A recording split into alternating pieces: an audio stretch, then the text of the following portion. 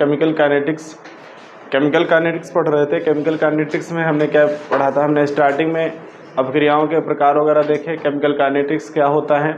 फिर chemical kinetics में कि जो अपक्रिया का वेग होता है, रेट ऑफ रिएक्शन या फिर वेलोसिटी, उसको मैंने डिफ़ाइन किया। फिर उसको दो डिफिनीशन के अकॉर्डिंग डिफ़ाइन हुआ है कि रेट ऑफ वेलोसिटी क्या होता है। एक तो है वेग के नियम के अकॉर्डिंग सांद्रताओं के समानुपाती होता है, ठीक है। अगर कोई किसी का अगर रेट निकालना है तो उनकी जो सांद्रता होगी उनके समानुपाती होगा। उसी में हमने कोट डिस्कस किया कि कोट किसे कहते हैं। अपक्रिया की कोट के बेसिस पे दो इक्वेशन हमने डिराइव की है समाकलन करके, जिनको हम लोग किसी भी रासायनिक जो वेग समीकरण होता है उसको समाकलित समग्र समीकरण कहा गया। तो इसमें इसी पर बेस कुछ न्यूमेरिकल आते हैं, हर बार पेपर में आते हैं। लास्ट ईयर भी आए थे, इससे पहले भी आए। तो वो जितने जो क्वेश्चंस आए हैं पिछले 2 साल में 3 साल में, वो हम क्वेश्चन आज करने वाले हैं। और ऐसे क्वेश्चंस हैं जिनमें डाटा भी नहीं चेंज हुआ है। 2018 में वही क्वेश्चन पूछा गया, 2020 में वही सेम क्वेश्चन पूछा गया, 2021 में और 22 में। तो बहुत ऐसे भी क्वेश्चन हैं जिनमें डाटा भी एग्जामिनर ने चेंज नहीं किया है, एज इट इज़ वही क्वेश्चन रख देते हैं, ठीक है। तो पहले एक बार थोड़ा सा रिवाइज कर लेते हैं कौन कौन सी इक्वेशन हमने सीखी है। हम लोग प्रथम शून्य कोट की अपक्रिया के लिए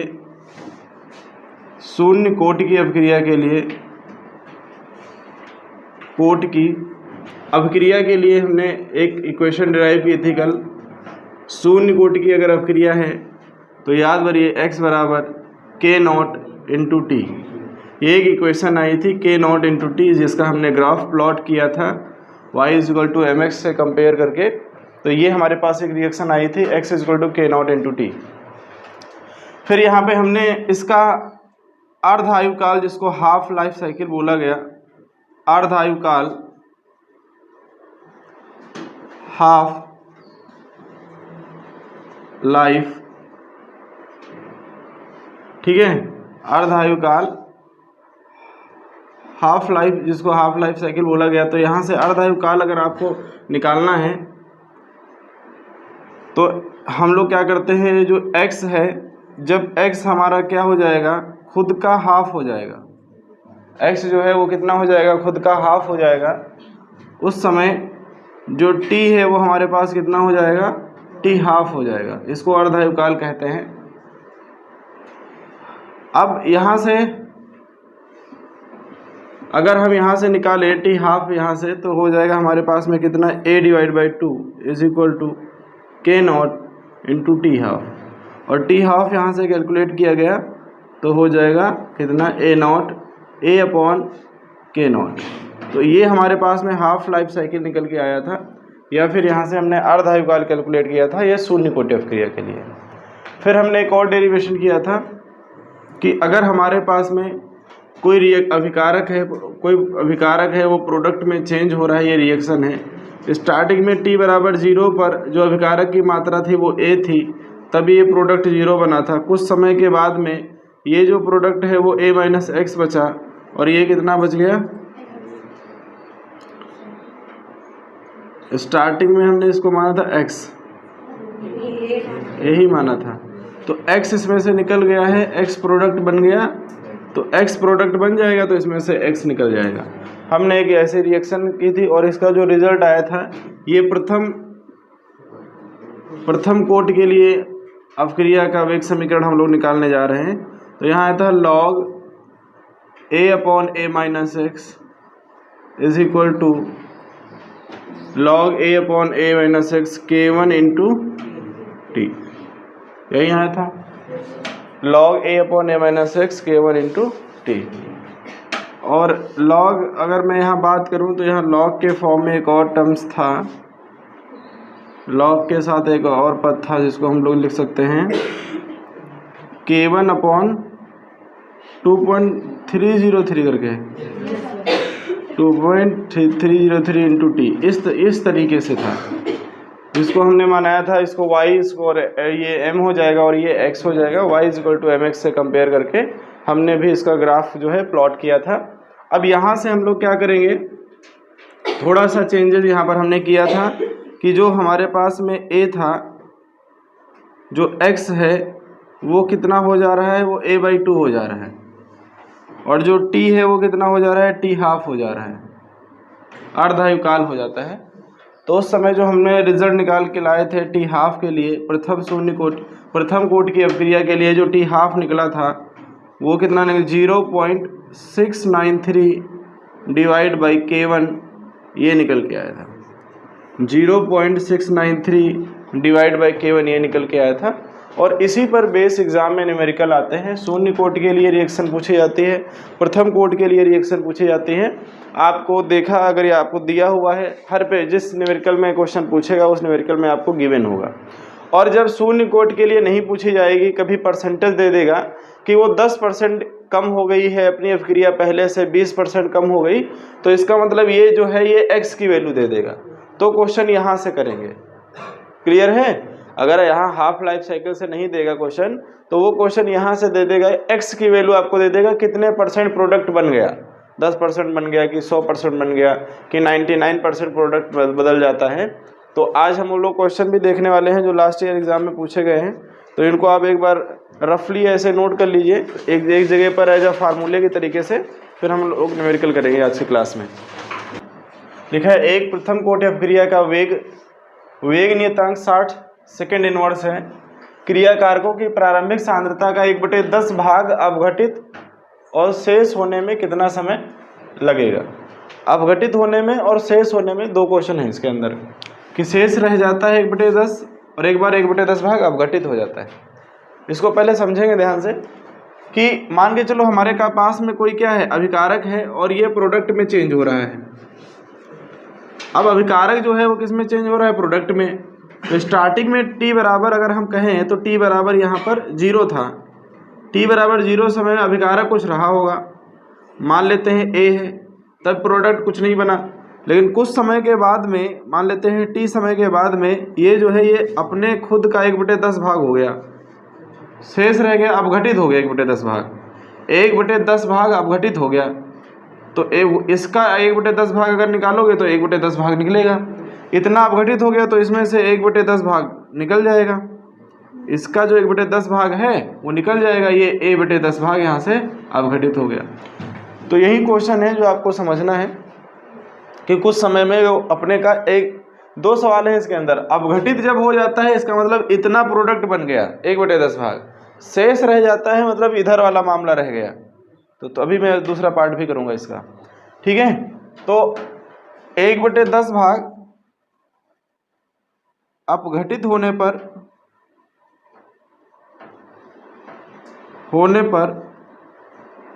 अगर मैं बात करूं तो आप कहोगे या तो इसको एक मान लो, पहले एक था तो फिर क्या हो जाएगा, वो 1/10 भाग निकल गया इससे, ठीक है, तब भी आपको कोई प्रॉब्लम नहीं। ए मानोगे तब भी ए से लास्ट में कैंसिल आउट हो जाएगा। तो हमारे पास में एक इक्वेशन थी समय निकालने के लिए, हमने आपको अभी कराया था कि हमारे पास में क्या था, kt बराबर t बराबर या kt बराबर, याद है kt बराबर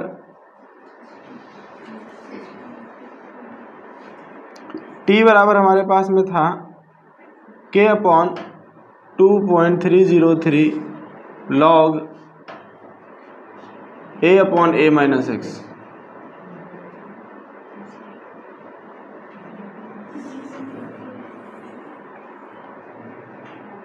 t बराबर यहां से क्या निकला था,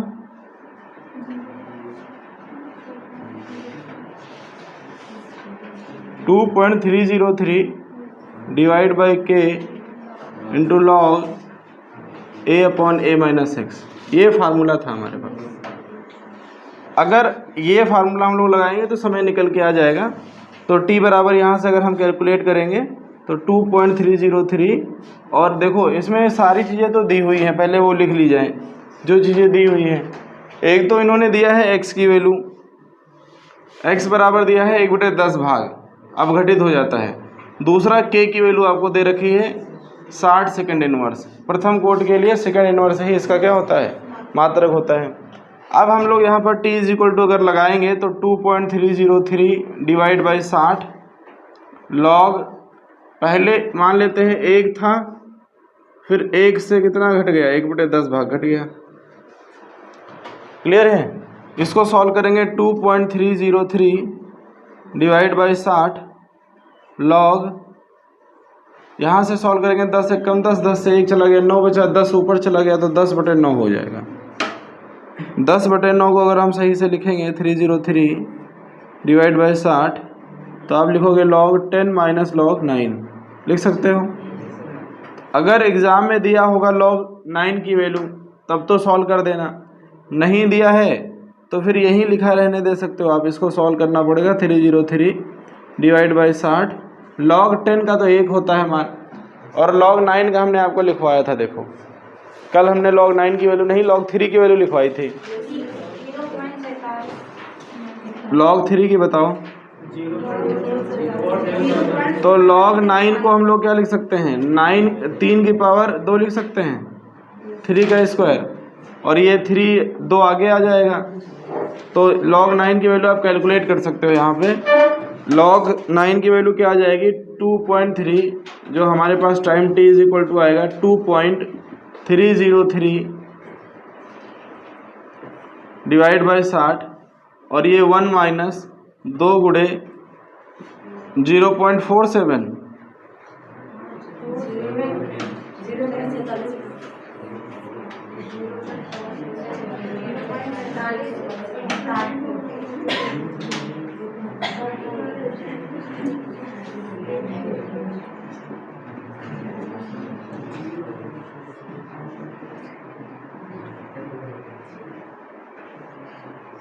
जीरो पॉइंट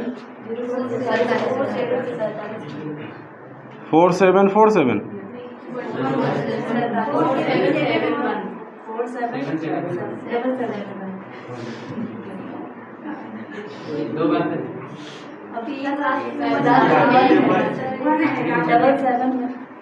अरे शांत रहो यार, कैसे बता रहे हो, आंसर ऐसे बताया जाता है भला। एक बार 47 पढ़ती हो, एक बार कुछ और पढ़ती हो, फिर 77 पढ़ती हो। दशमलव के बाद में 0.477 ऐसे पढ़ा जाता है। 47 पढ़ रही हो, फिर कह रहे हो डबल 7 है, हद होती है। अरे तुमको पीछे से बता रही हो, आगे से बता रही हो, नंबर डेसिमल के बाद में तुमको पढ़ना है 0.477।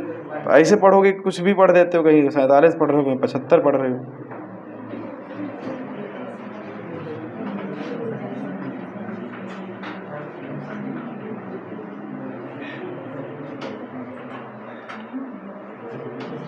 ये गिवन होगी वैल्यू, 0.3 की वैल्यू जो है वो गिवन होगी क्वेश्चन में, नहीं दिया होगा तो ऐसे ही छोड़ देना, कोई ज़रूरत नहीं लिखने की। बटे में 60, 1 से यहाँ घटा दो, 0.2 से गुणा कर दो, 0 पॉइंट कितना हो जाएगा 2459, 9 इससे लेस कर देना, 2.303 डिवाइड बाई 60, इसको लेस करके यहाँ लिख दो।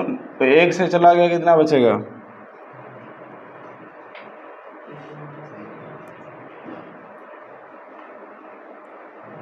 एक से जाएगा तो ये 0.0458 बचेगा, और इसको सॉल्व कर लेना। ठीक है, इसको जब आप सॉल्व करोगे तो टी की वैल्यू 0.00175 सेकेंड आ जाएगी। इतना टाइम लगेगा उसको 1/10 पार्ट को ख़त्म करने में, अपघटित होने में। ठीक है, तो मेरा मेन कॉन्सेप्ट इसी पर था कि ये क्वेश्चन लगेंगे कैसे, किस टाइप से क्वेश्चन है। मैं अभी और क्वेश्चन कराने वाला हूँ एग्जाम में जो आए हुए हैं।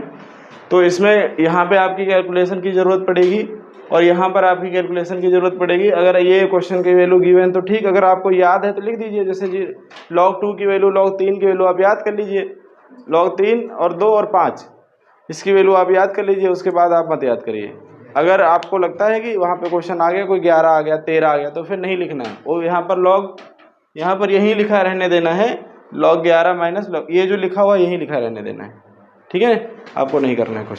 चलिए इसको नोट डाउन कर लीजिए, इसी का फिर दूसरा पार्ट करते हैं।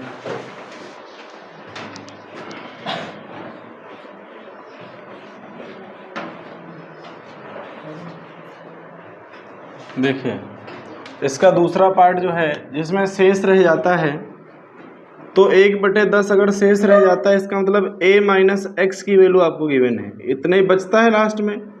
ये 1/10 आपको गिवन है, a माइनस एक्स की पूरी वैल्यू शेष रह जाता है, तो जो शेष वाली कंडीशन है, शेष रहने पर तो जो a माइनस एक्स है यही तो बचता है x घटने के बाद में, तो ये पूरा है, इसका मतलब 1/10 की वैल्यू है। a माइनस एक्स जो है वो 1/10 है।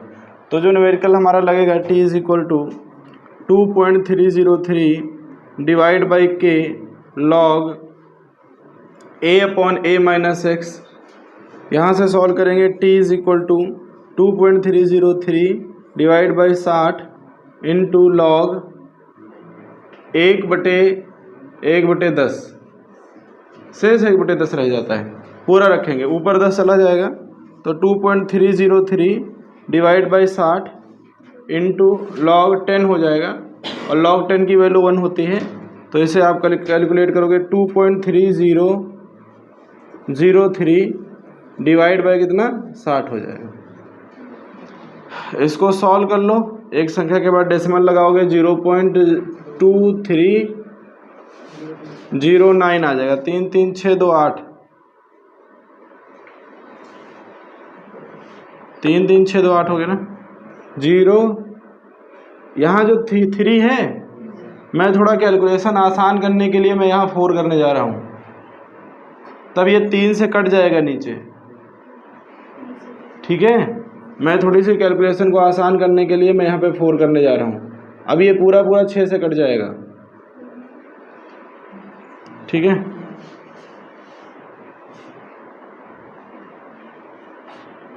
चलिए 6 से काटो इसको, तो ये 6 से कटेगा, कितनी बार जाएगा 0. या तो ऐसे भी लिख सकते थे तुम, मतलब कटता चला जाता, पूरा नहीं कटेगा फिर। चलो अच्छा 3 ही लिखा रहने दो, ज़रूरत पड़ेगी तो मैं थोड़ा बहुत ऐसा फिजिक्स में कर देता हूँ। तो यहाँ पर कितनी बार जाएगा, 6 × 18 6 × 24, 3 बार जाएगा, 6 × 18 कितना बचा 5, 50 हो गए, 6 × 8 48, 2 बच गया, फिर 6 × 18 फिर 2 बच गया, फिर 6 × 18 6 × 8 48, मुझे लग रहा है यही आएगा। सही लिखा है क्या? क्यों, 1-2 बार ज़्यादा तो नहीं हो गया, देख लीजिए, चेक कर लीजिए। 6 × 18 3 बढ़ गया, 5 बचा 50 हो गया, 6 × 8 48, 2 बच गया, 2 और 3 23 हो गया, 6 × 18 फिर 5 हो गया, 6 × 48, ठीक है। फिर ऐसे ही कंटिन्यूस रिपीट होता चला जाएगा। तो ये हमारा आएगा, इतने सेकंड लगेंगे इसको 1/10 शेष रहने में, इसको नोट डाउन कर लीजिए। तो ये हमारा इसका आंसर हो जाएगा। तो इसके अंदर 2 पार्ट थे, दोनों हमने कर लिए। इसी पर बेस एक और क्वेश्चन करते हैं जो प्रीवियस ईयर पेपर में पूछा गया है, नोट करो जल्दी से। चलिए ये क्वेश्चन देखते हैं कि कार्बन 14 है, रेडियो एक्टिव तत्व है। इसके लिए आपको कह रहा है हाफ साइकिल दी हुई है, हाफ लाइफ दिया हुआ है कि कितने वो अपनी आधी हो जाती है 5730 वर्ष में, ठीक है। इसीलिए देखो कार्बन 14 की डेटिंग जो है इसीलिए यूज़ किया जाता है। अगर किसी हर बॉडी के अंदर कार्बन पाया जाता है, हमारे अंदर है, किसी भी पेड़ पौधों के अंदर है, किसी के अंदर भी कार्बन पाया जाता है। तो अब जैसे कोई मान लिया गया ह्यूमन बीइंग के अंदर इतना कार्बन होता है, उसके बाद में जब उनका कंकाल पाए गए तो उसमें कार्बन फिर कैलकुलेट किया गया कितना % कार्बन बचा है। तो जब आधा कार्बन रेडियो एक्टिव कार्बन 14 आधा किसी के अंदर खर्च हो जाता है, तो इतने सालों में इसका आधा खर्च हो जाता है। इसी हिसाब से वो रेशियो निकाल के कैलकुलेशन करके बता देते हैं ये कितने साल पुराना कंकाल पड़ा हुआ है। इसीलिए जो कार्बन 14 है वो मृत पेड़ पौधे और जंतुओं के क्या करने के, उसकी आयु बताने के लिए काम आता है। ये क्वेश्चन उसी पर बेस है। ये क्वेश्चन क्या है कि एक्सपेरिमेंट टाइप का है कि कार्बन 14 के 6 की जो अर्ध आयु है, मतलब आधा जो कार्बन किसी बॉडी के अंदर खत्म हो जाएगा, क्षय हो जाएगा, तो 5730 वर्ष में हो जाएगा।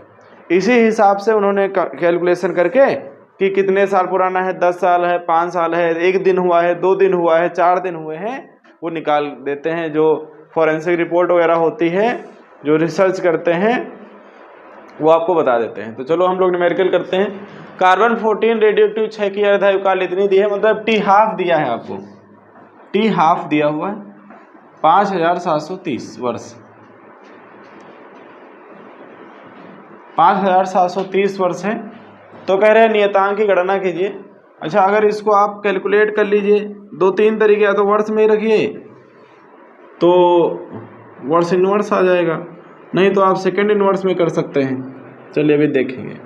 तो हमारे पास में क्या है, हमने आपको एक चीज़ बताई थी जब हम थ्योरी पढ़ा रहे थे कि अगर कोई रेडियो एक्टिव तत्व है उसमें से क्षय हो रहा है तो किस कोट की अभिक्रिया होती है, वो प्रथम कोट की अभिक्रिया होती है। ये मैंने आपको पढ़ाया था कि अगर कोई हमारे पास में रेडियो एक्टिव तत्व है जिसमें से अल्फा बीटा किरणें निकल रही, तो मैंने लिखवा दिया था कि वो कैसी रिएक्शन होगी, प्रथम कोट की होगी। इसका मतलब क्या हो गया, टी हाफ दिया है तो फिर इसके लिए हमें क्या निकालना है, के की वैल्यू निकालना है। तो ये होता है 0.693 और डिवाइड बाई टी हाफ, ये इससे आंसर आता था। तो 0.693 और डिवाइड बाई टी हाफ की वैल्यू है 530। यहाँ से इसको कैलकुलेट करोगे आप तो वर्स इनवर्स में इसका आंसर आएगा। इसको भाग कर लीजिए, के की वैल्यू अगर आएगी तो वर्स इनवर्स में आएगी, भाग करके अब खुद ही लिखिएगा। तो ये डेसिमल हटा दो, यहाँ पे 3 जीरो बढ़ा सकते हो, तो 693 693/573 गुणे 10 की पावर -4। ये जो 4 नीचे जीरो थे उसको मैंने ऊपर उठा के लिख दिया, ठीक है। इसको आप भाग कर लीजिएगा, उसके आगे आंसर लिख दीजिएगा वर्स इनवर्स गुणे 10 की पावर 4, ठीक है, वर्स इनवर्स, ठीक है। ये भाग करिए, आप खुद से करिए। 693/573 को भाग करके लिखिएगा यहाँ पर आंसर। चलिए कैलकुलेट करिए, समझ में आएगा।